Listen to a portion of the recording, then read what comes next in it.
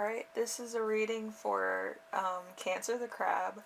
Um, I'm going to do this a little bit different, more to a perspective than anything else. If you don't know what I mean by perspective, kind of putting the tarot cards, horoscopes, and planets all together so then you can see a perspective of how your energies are going, who you're interacting with, things like that.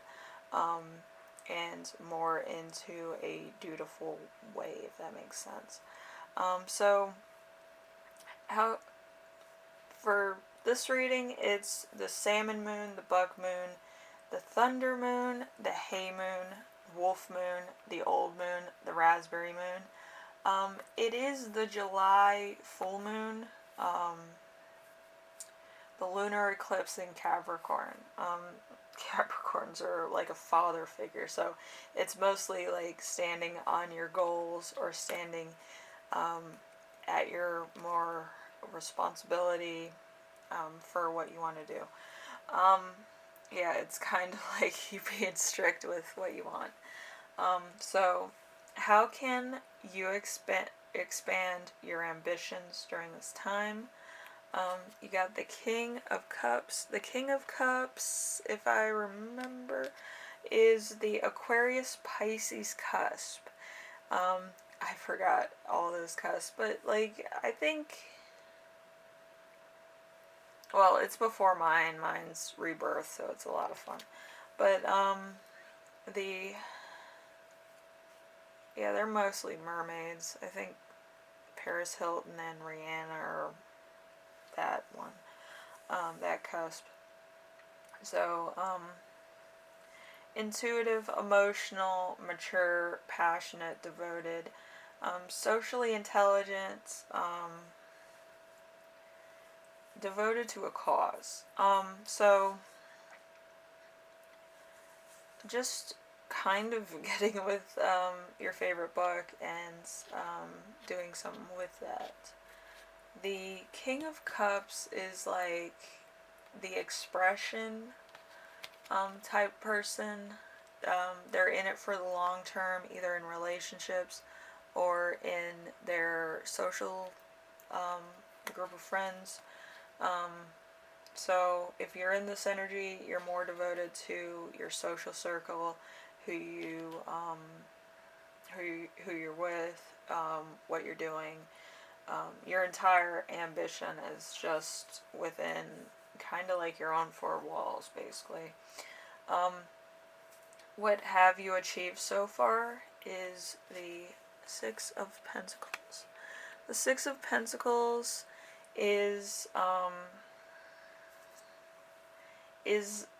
Taurus moon. So a Taurus moon, very emotional, probably very grounded, financially sound.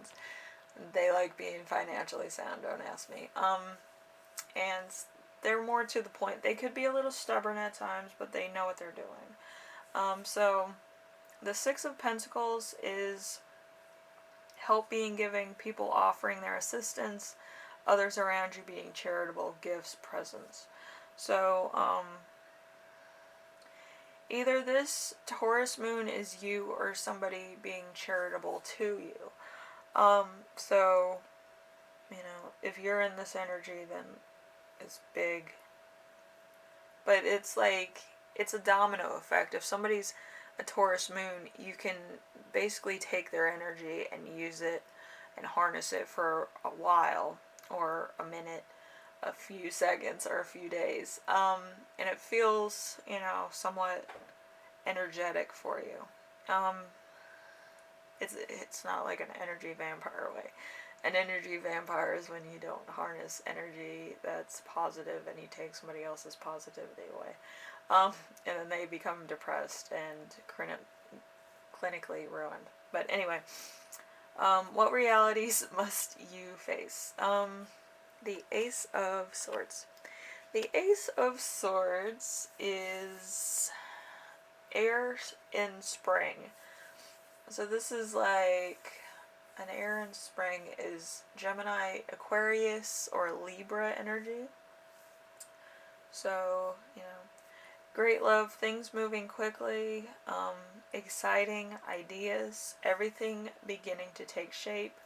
Maybe a medical treatment is in order. Um, but yeah, an ace of swords. Ace of swords is, I believe, new focus or coldness. Like you're in the middle of what you're doing.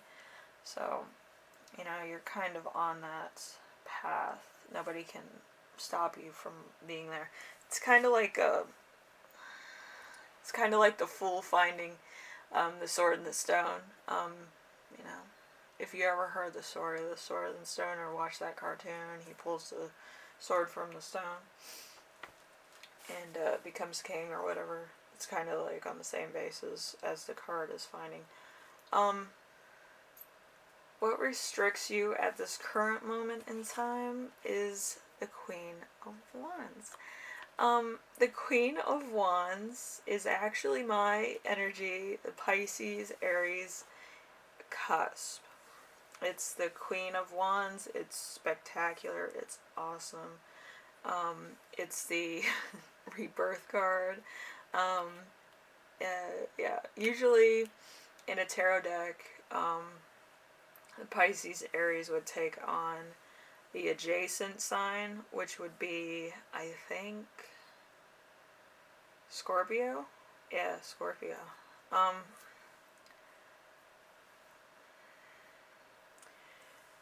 so,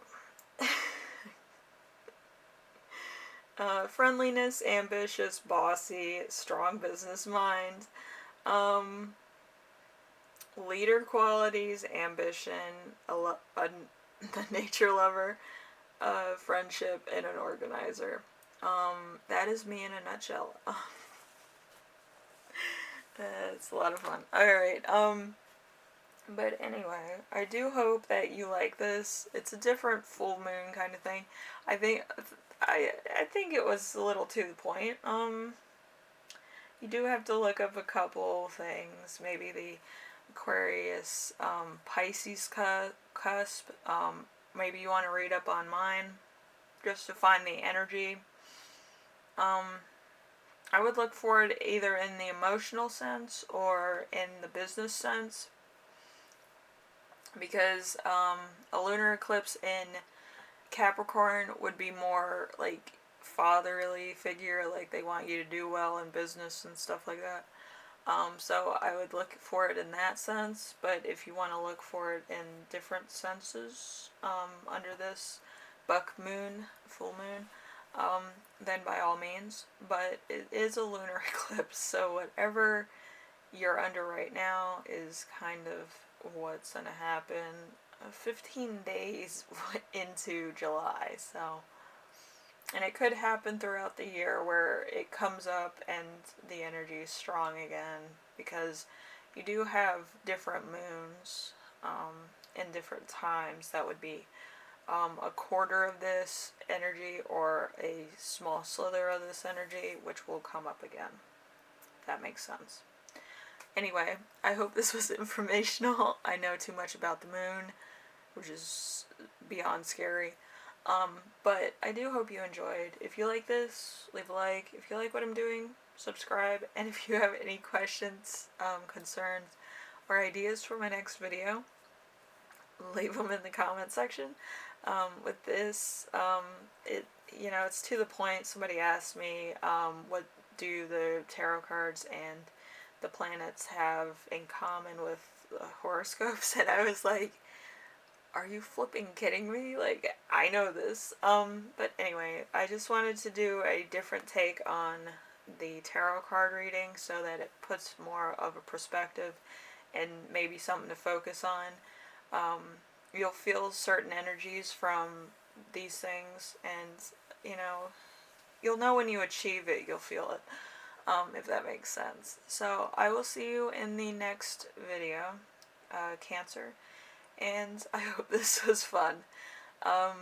Yeah, this is a subject that I can talk about for days. Like, it's pretty cool. Anyway, I will see you. Bye now.